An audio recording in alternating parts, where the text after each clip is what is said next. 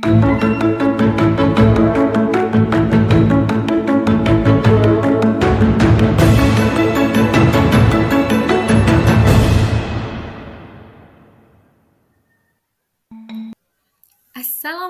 warahmatullahi wabarakatuh. Salam dan bahagia Bapak dan Ibu Guru Penggerak.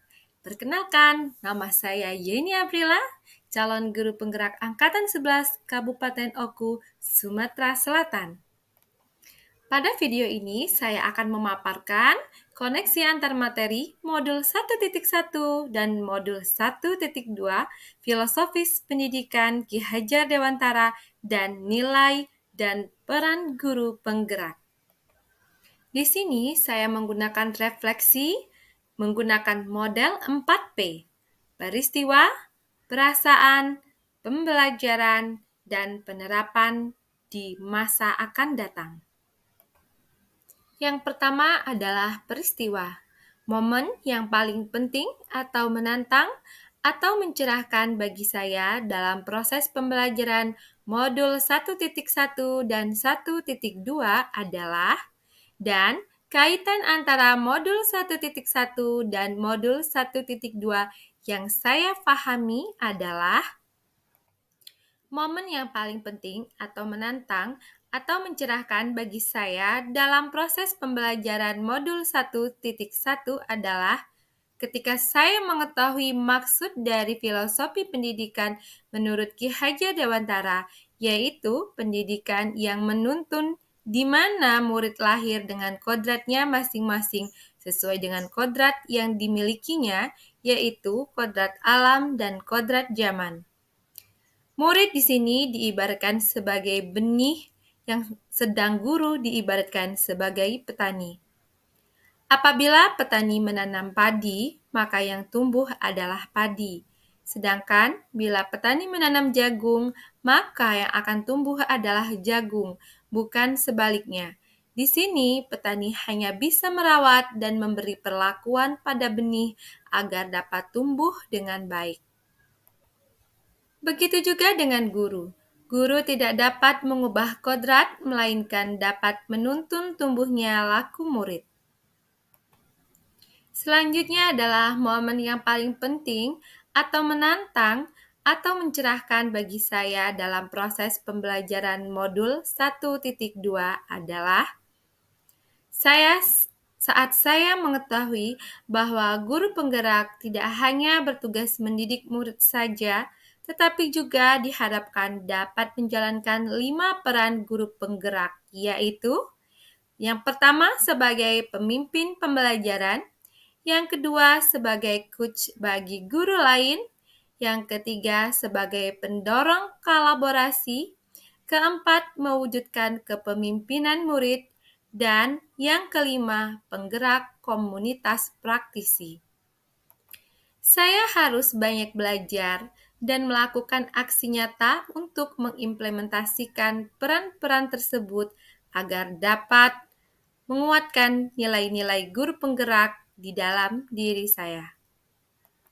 Kaitan antara modul 1.1 dan modul 1.2 yang saya pahami adalah kita perlu memahami tentang prinsip dasar pendidikan yang menuntun menurut Ki Hajar Dewantara agar dapat mengimplementasikan peran guru penggerak secara optimal. Dan juga untuk mewujudkan tujuan pendidikan sebagai tempat persemaian benih-benih kebudayaan dalam masyarakat, maka guru penggerak harus memiliki nilai berpihak pada murid, kolaboratif, reflektif, inovatif, dan mandiri. Yang kedua adalah perasaan. Perasaan yang saya rasakan saat ini setelah saya mempelajari modul 1.1 dan 1.2 adalah saya bagaikan dedaunan yang tertetes embun pagi. Banyak sekali ilmu yang saya peroleh dari pembelajaran yang saya terima di modul ini. Di sini saya banyak sekali mendapat pencerahan bagaimana menuntun murid tanpa harus takut merasa gagal dalam mendidik. Sebab anak sudah memiliki kodratnya masing-masing. Saya tidak lagi menganggap keberhasilan dalam mendidik diukur dari ketuntasan belajar siswa, dari aspek kognitif, tapi dari semua aspek. Yang ketiga adalah pembelajaran. Nah, sebelum momen itu terjadi, saya berpikir bahwa seorang guru dikatakan gagal apabila anak didiknya mendapat nilai rendah pada pelajaran yang diampu.